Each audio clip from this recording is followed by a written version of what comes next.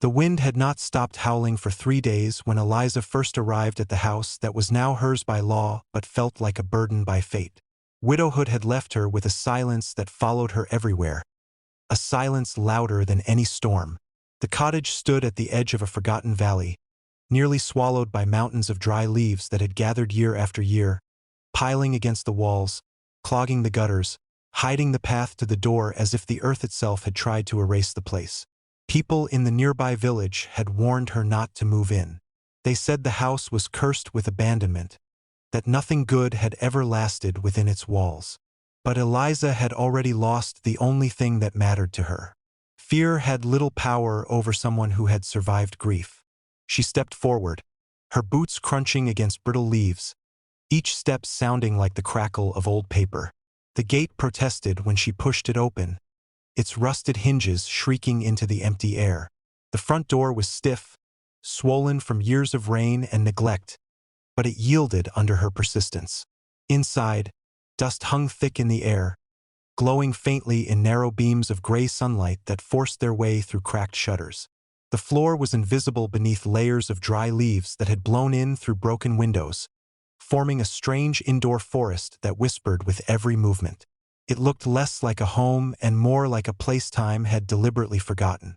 She set her single suitcase down near the wall, the thud echoing through the hollow room. The inheritance papers had described the property in cold, practical language, structure intact, contents included, but they had not described the feeling of standing alone in a house that sounded like it was breathing. She moved carefully, her fingers brushing against peeling wallpaper, her eyes tracing the outline of old furniture draped in gray sheets. In the kitchen, she found a broom leaning behind the door, its handle smooth from long ago use. She held it for a moment, feeling the weight of it, as if deciding whether she was strong enough to begin. "One room," she whispered to herself, her voice trembling but determined. The first sweep was awkward, pushing aside a thick wave of leaves that scraped loudly across the hidden wood beneath. The sound filled the house, sharp and steady, breaking the suffocating silence. With each stroke, a narrow strip of dark wooden floor emerged, surprisingly solid despite years of neglect. Dust rose around her, clinging to her hair and lashes, making her cough, but she kept going. There was something strangely comforting in the rhythm, in the simple act of clearing away what did not belong. The house began to reveal itself inch by inch, plank by plank. Hours passed unnoticed. Her arms ached, her back throbbed, but the growing patch of clean floor in the center of the room felt like proof that even the most buried things could be uncovered. As she swept closer to the fireplace, the broom suddenly struck something that sounded different from the rest. A hollow, deliberate knock beneath the wood. She froze, her breath catching in her throat. Slowly, carefully, she pushed aside the remaining leaves with her foot, revealing a faint rectangular outline carved subtly into the floorboards. Her heart began to pound, not from exhaustion but from something deeper, something electric. She knelt down, brushing away dust with trembling fingers, and that was when she saw it. A small iron ring embedded flush against the wood, nearly invisible unless you were looking for it.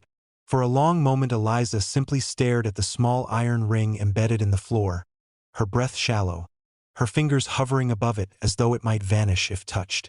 The house was utterly silent now, the wind outside reduced to a faint murmur, as if the world itself were waiting to see what she would do. She wrapped her trembling fingers through the cold metal and pulled gently at first, then harder when it resisted. The wooden panel lifted with a dry groan, releasing a breath of stale, hidden air from the darkness below. A narrow opening revealed a wooden ladder descending into shadows so thick they seemed almost solid. Eliza's heart pounded loudly in her ears. She found an old candle stub on the mantel and managed to light it with shaking hands, shielding the fragile flame as she leaned over the opening. The soft glow spilled downward, revealing stone walls and the faint outline of several metal boxes stacked neatly against them. Her pulse quickened.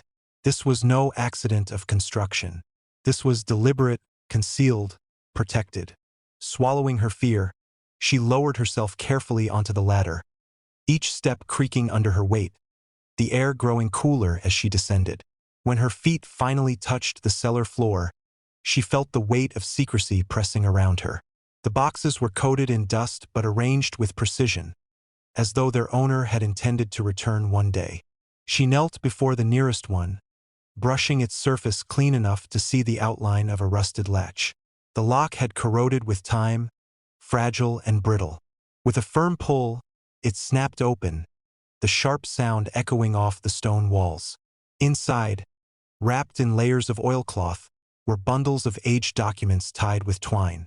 Beneath them lay small velvet pouches arranged in rows.